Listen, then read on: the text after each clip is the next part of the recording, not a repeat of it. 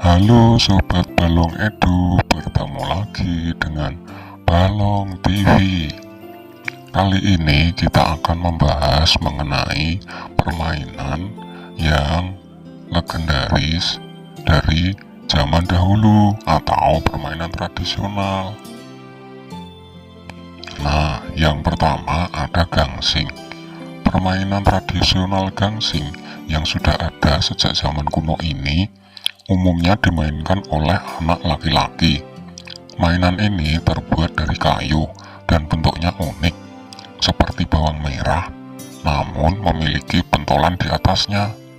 Cara bermainnya pun sangat mudah, dengan menggunakan tali yang terbuat dari kulit pohon yang dililit pada pentolan gangsing, kemudian dilempar sekuat-kuatnya. Biasanya tiap orang memiliki teknik khusus agar gangsingnya dapat berputar paling lama. Dalam perlombaan gangsing tidak boleh keluar dari garis yang sudah ditentukan, dan gangsing yang berputar paling lama adalah pemenangnya.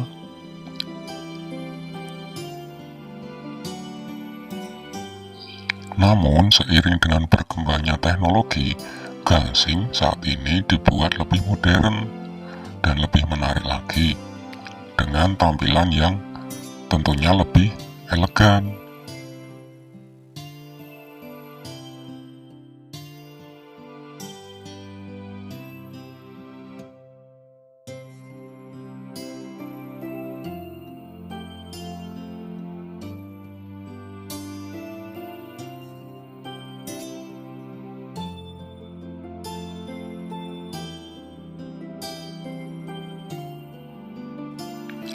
Yang kedua ada enggrang.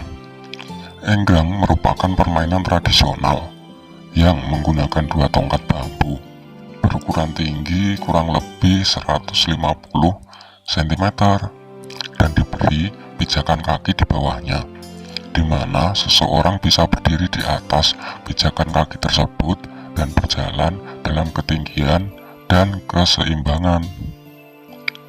Permainan tradisional enggrang ini sudah ada sejak zaman penjajahan Belanda, dan permainan ini mendapat pengaruh dari Cina. Uniknya lagi, sebutan enggrang ini berbeda-beda di setiap daerah. Seperti di Kalimantan disebutnya batungkau, di Jawa Tengah disebutnya jangkungan, di Bengkulu disebutnya ingkau, dan di Sumatera Barat disebutnya tengkak-tengkak. Namun, masyarakat Indonesia mengenalnya dengan sebutan enggrang. Permainan tradisional enggrang ini tidak hanya di Indonesia.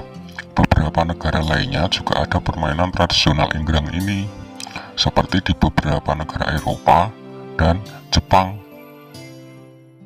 Jika dilihat, permainan enggrang ini sangat mudah sekali.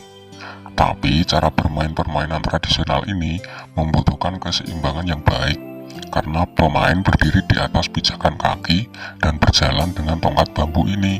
Jika tidak seimbang, pemain bisa terjatuh dari tongkat. Nah, yang ketiga ada engklek. Permainan engklek merupakan permainan tradisional lompat-lompatan pada bidang datar yang digambar di atas tanah dengan gambar kotak-kotak, kemudian melompat dengan satu kaki dari kotak satu ke kotak berikutnya. Permainan engklek ini bisa dimainkan dengan perorangan atau berkelompok. Laki-laki dan perempuan juga bisa memainkan permainan ini. Istilah permainan engklek berasal dari Jawa. Di setiap daerah permainan ini memiliki nama masing-masing. Di Riau disebut setatak, di Jambi disebut tejek-tejekan, sedangkan di daerah Batak Toba disebutnya marsiteka. Cara bermain permainan ini dimulai dengan menggambar kotak-kotak pada media tanah yang datar. Kemudian setiap pemain bergiliran untuk melompat pada kotak-kotak yang telah dibuat dengan menggunakan satu kaki. Sebelum melompat, pemain yang bergiliran melompat harus melempar batu ke dalam kotak-kotak sesuai urutannya. Jika terjatuh pada saat melompat, pemain harus meletakkan batu di satu kotak terakhir yang bertanda untuk mengawali giliran pemain. Dalam permainan ini keseimbangan sangat dibutuhkan, sebab selain tidak boleh jatuh, pemain juga dilarang menginjak garis sepanjang kotak.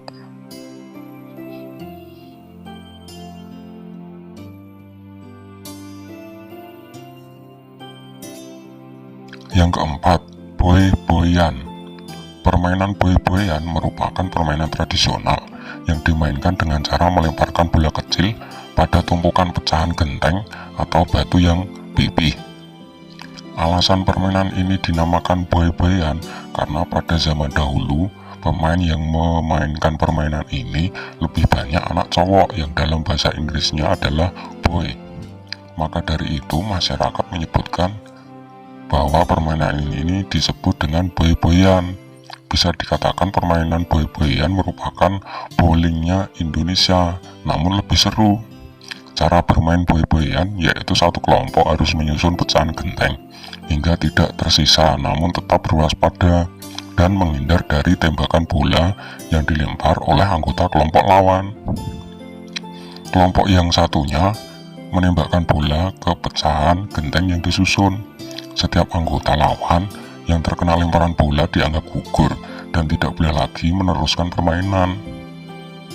Mereka yang terkena lemparan biasanya keluar dan berdiri di kejauhan untuk tetap menyaksikan permainan dan mendukung teman-teman sekelompoknya yang belum terkena lemparan bola. Wah, seru juga ya permainan ini. Secara tidak langsung permainan ini mengajarkan untuk bersikap sportif dan tanpa melakukan kecurangan agar pemain tetap seru dan juga menyenangkan. Yang kelima, ada peta umpet. Permainan peta umpet merupakan permainan tradisional yang sangat mudah dilakukan. Permainan ini sudah ada sejak lama dan menjadi permainan tradisional bahkan di seluruh negara. Inti permainan ini yaitu menemukan orang yang bersembunyi. Orang yang pertama kali ditemukan saat bersembunyi dinyatakan gugur dan akan bergantian dengan si pencari. Permainan peta umpet ini biasa dilakukan minimal 2 orang dan lebih seru jika dimainkan dengan banyak pemain.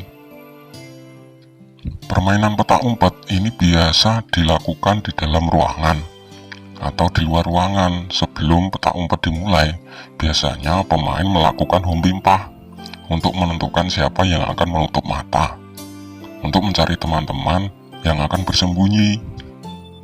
Permainan ini bermanfaat untuk melatih dalam hal sosialisasi dengan teman, aktif melatih sportivitas pada mereka yang menang atau kalah, berdiskusi, dan tak lepas dari perasaan senang.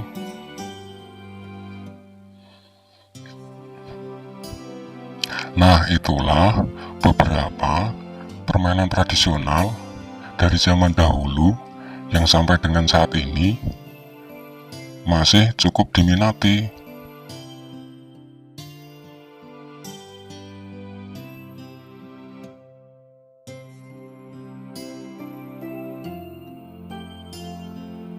Oke, terima kasih. Sampai jumpa lagi dengan Balong Edu. Salam edukasi.